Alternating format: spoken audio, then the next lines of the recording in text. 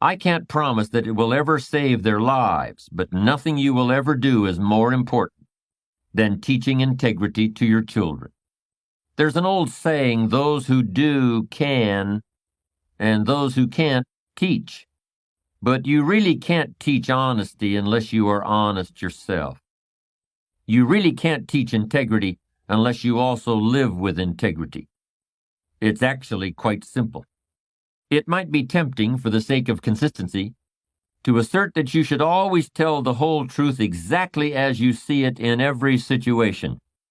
But I've lived long enough in the real world to know things just aren't that simple. When you're in a leadership position, whether it's in a business or as the head of a family, honesty and integrity are not as important as money or shelter or a telephone. Honesty and integrity are infinitely more important than any of those things. They're about as important as having air and food and water. For a leader, honesty and integrity are absolutely essential to survival. A lot of business people don't realize how closely they're being watched by their subordinates. Remember when you were a kid in grammar school, how you used to sit there staring at your teacher all day? By the end of the school year, I'll bet you could have done a perfect imitation of all your teacher's mannerisms. I'll bet you were aware of the slightest nuances in your teacher's voice, all the little clues that distinguished levels of meaning, that told you the difference between bluff and, now I mean business. You were able to do that after 8 or 9 months of observation. Suppose you had 5 or 10 years.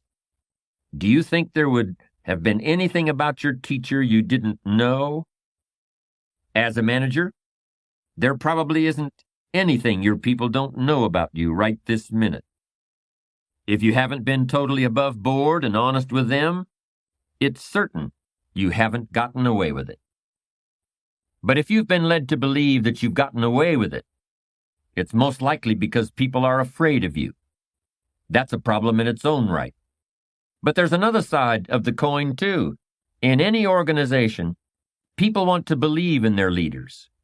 If you give them reason to trust you, they're not going to go looking for reasons to think otherwise.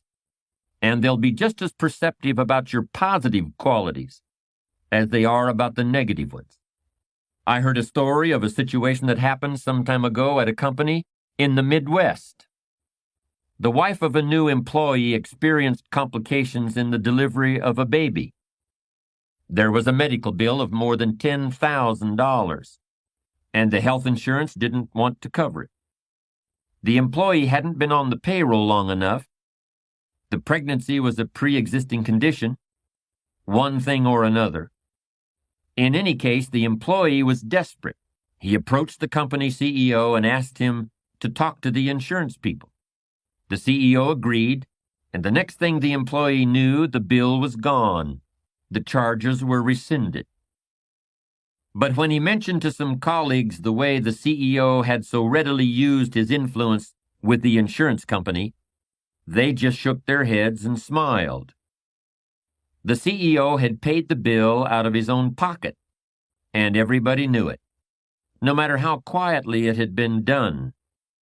An act of dishonesty can't be hidden, and it will instantly undermine the authority of a leader.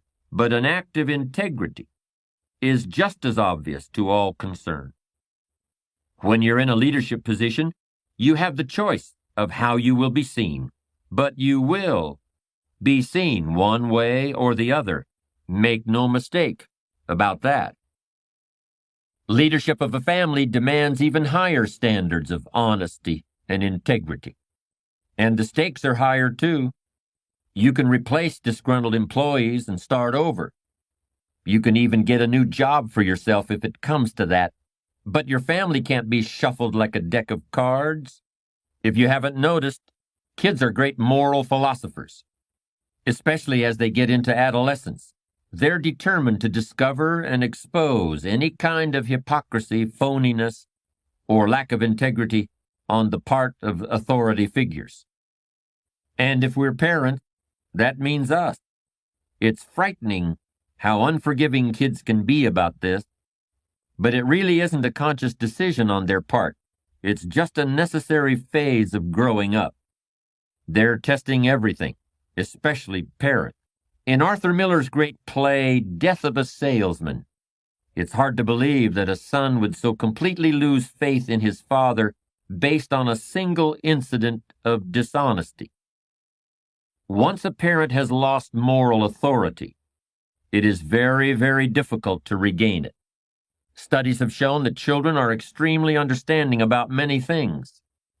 If you accidentally step on a favorite toy, that will quickly be forgiven, if not forgotten. If you lose your job and the family has to move, they'll adjust. If parents just can't get along and decide to divorce, most kids can handle it, but they can't handle dishonesty. It can take many, many years before that will be forgiven. A leader is any person who realizes the importance of becoming a bigger and better person with the passing every day, week, and month.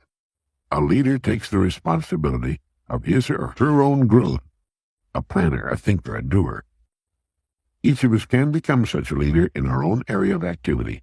Not difficult, and in the long run it's easier for us and on us than what at first may appear to be the easier of two courses. All businesses, all organizations, from the smallest to the very largest, need a leader. The overall company and each of its divisions must have strong and able leadership. Contrary to popular belief, you do not raise morale in an organization. It filters down from the top. The attitudes of the people working in any organization always reflect the attitude of the leader. And finally, this leader will always be found to be just one person. The man or woman on the white horse. I'm sure you're aware that even the largest and oldest companies with many thousands of employees and hundreds of management people will, when they find themselves in trouble or not doing as well as they should, seek out one person and place him or her in the position of final authority. The whole company, the board of directors, and perhaps thousands of stockholders all look to this one person for leadership and success. Wherever you find a successful, going concern, whether it's a gas station, a supermarket, a school club, PTA, or a well-organized home, you'll find behind its success an outstanding leader. This is the most valuable person in society. In industry, he or she makes the wheels turn, the entire economy work. This is the person who's been responsible for the growth of nations and their position in the world. The employer of millions, the dreamer, the planner, and a clock to him or her is something that other people watch. You'll find this person working early and late, and when not working, he or she is usually thinking and planning. The best way for you to develop the security that lasts a lifetime is to become outstanding at one particular line of work. Look at it this way. Regardless of economic ups and downs, the industry of which that line of work is a part will continue to operate. It won't shut down completely. As long as you're in the top 5% of the people in that industry, you know you'll always be in demand. You'll be wanted and needed, not just where that industry is concerned, but where you and your family are concerned. The man or woman who becomes truly outstanding at what he or she does has the world on a string. Here's the person of confidence and peace of mind. Here's the person who's quietly aware of his or her ability and intimate knowledge of his or her job in particular industry. Here's the homemaker or student who's at the top of the group. They've got it made, and they and everybody else know it. Ask yourself this question. Am I now such a person? Down deep inside, you know the answer. If you answered yes, you're among the most fortunate people and in one of the smallest and most elite groups on earth. If your answer was no, it can be turned into a yes in a surprisingly short time. The first step is to make one really big and important decision. It's a decision the great majority of people never make and suffer as a result. Failing to make this decision keeps a person from ever really getting on course or clarifying his or her goals. If you make the decision, you can take a deep breath, give a comfortable sigh of relief, fix your eyes firmly upon your target, and go to work relaxed, comfortable, and sure in the knowledge that the success you seek will be yours. The great steel magnate Andrew Carnegie, when asked the formula for success, answered, "Put all your eggs in one basket, and then watch that basket." It has to be that way. Anyone who will be honest with himself or herself realizes that He or she has been happiest and most satisfied after having successfully completed a difficult job. A leader is a person who can help and lead others. It's the conscientious mother who wants her children to grow up knowing the rules for success and happiness. It's the father who shows by example that any job worth doing is worth doing. It's the student who studies to learn, not just to get a grade, who has a mind of his or her own and sets the pace for his or her fellow students. It's the farmer whose farm sets an example in his area, and the small businessman or woman whose business continues to grow and prosper with the passing years. It's the employee who has the good sense to realize that one gets most out of any job by giving loyalty and dedication to the firm that pays his or her wages. As a person of integrity yourself, you'll find it easy to teach integrity to your kids, and they in turn will find it easy to accept you as a teacher. This is a great opportunity and also a supreme responsibility, because kids simply must be taught to tell the truth, to mean what they say, and to say what they mean. There was something interesting about the Indians of the Southwest and the skills they felt were important for their children to know. Hiding was one of them. In a desert environment where you would think there was nowhere at all to hide except possibly by squeezing yourself behind a cactus plant, the Indian children could literally disappear. And running was another very important ability. Beginning as young as 6 or 7 years of age, Indian children were taught to run long distances while holding a mouthful of water in order to develop breath control. And of course, both running and hiding were skills that could save the life of an Indian child, as well as preserve the security of the group. Kids today must be taught skills that will save their lives. And integrity is one of those vitally important skills. Maybe it's hard to convince yourself of that. Shakespeare wrote of one of his characters, "Every man has his fault, and honesty is his.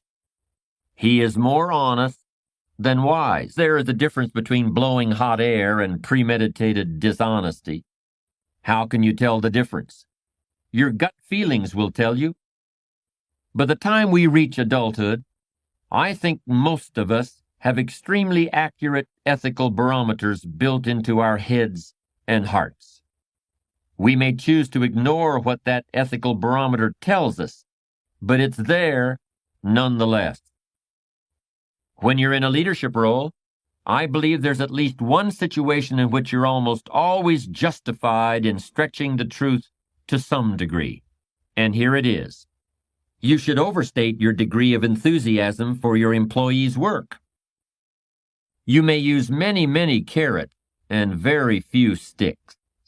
Your recipe for dealing with subordinates should include at least 3 parts praise for every 1 part of criticism. Will this stretching of the truth cost you respect? I don't think so.